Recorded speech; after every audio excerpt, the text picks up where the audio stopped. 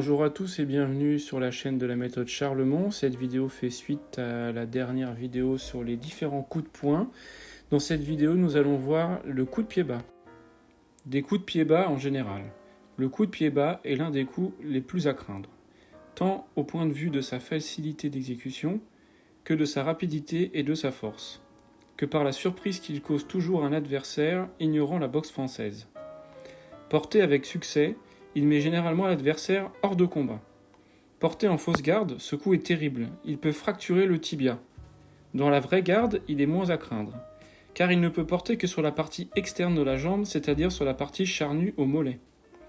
Si le coup de pied bas est dangereux, son coup d'arrêt l'est bien davantage, et l'on ne saurait trop s'en défier en présence d'un adversaire bien exercé. Nous l'expliquerons dans la 5e partie. Nous conseillons l'étude sérieuse de ces deux exercices, le coup de pied bas et son coup d'arrêt particulièrement aux personnes de petite taille ou d'un certain âge ou d'une conformation désavantageuse. Coup de pied bas sur place. 2 mouvements.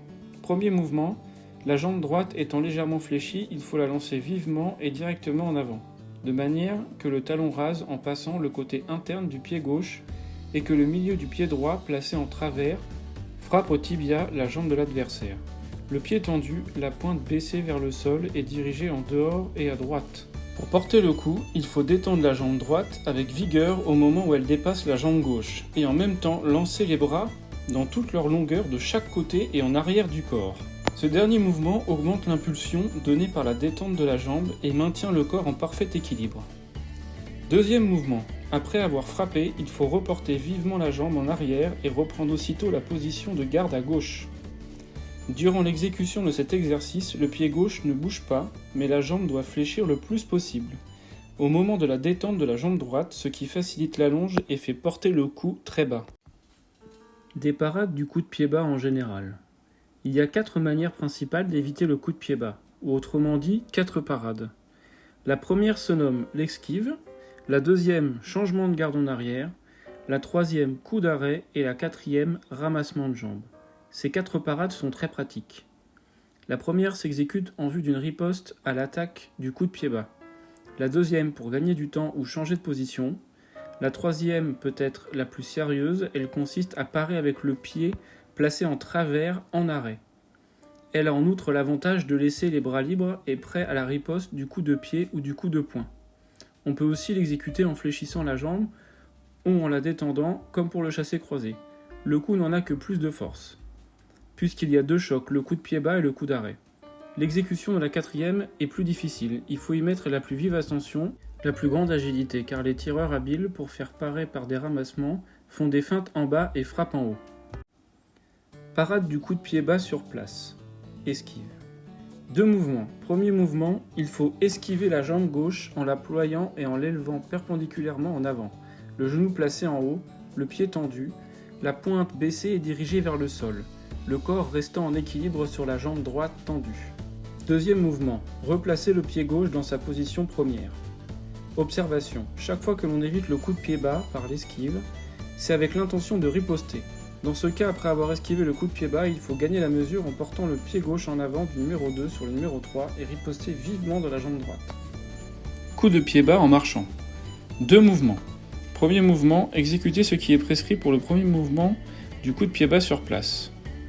Deuxième mouvement, après avoir frappé, au lieu de replacer la jambe droite en arrière, comme il est prescrit dans le deuxième mouvement du coup de pied bas sur place, il faut, en levant légèrement le talon gauche, pivoter sur la pointe de pied, poser le pied droit en avant sur le numéro 3, puis exécuter avec la jambe gauche ce qui vient d'être prescrit pour la jambe droite, en posant le pied gauche en avant sur le numéro 4.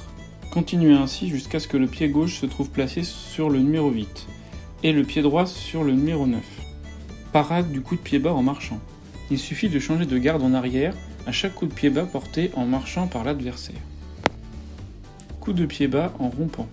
3 mouvements. Étant placé garde à droite, le pied droit sur le numéro 9, le pied gauche sur le numéro 8. Premier et deuxième mouvement. Exécuté avec la jambe gauche, ce qui est prescrit pour les 2 mouvements du coup de pied bas sur place. Puis avoir frappé et replacé le pied à sa première position, exécuter le 3e mouvement par un changement de garde en arrière. Continuez ainsi jusqu'à ce que le pied droit se trouve placé sur le numéro 1 et le pied gauche sur le numéro 2. Parade du coup de pied bas en rompant. Cette parade est la même que celle du coup de pied bas sur place.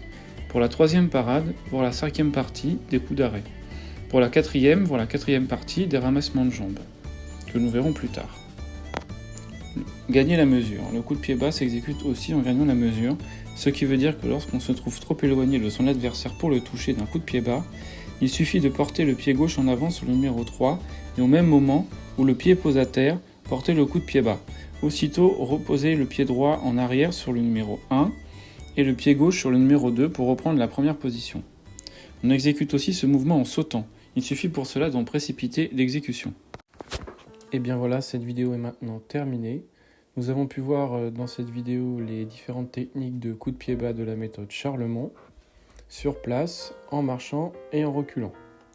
C'est une technique qui est très polyvalente, qui peut s'utiliser tant pour l'attaque que pour la défense ou la riposte. Ce coup de pied bas, donc, qui est fait avec le côté de la semelle de la chaussure, est utilisé donc en fausse garde, souvent en fausse garde. En vraie garde, on va privilégier le coup de pied bas avec le talon. Donc c'est un coup de pied bas qui se fait avec le talon en relevant la chaussure et qui est très pratique, notamment quand l'adversaire est trop proche ou en fausse garde. Dans la prochaine vidéo, nous allons étudier le coup de pied de flanc. D'ici là, portez-vous bien, entraînez-vous bien et lisez les traités. À la revoyure!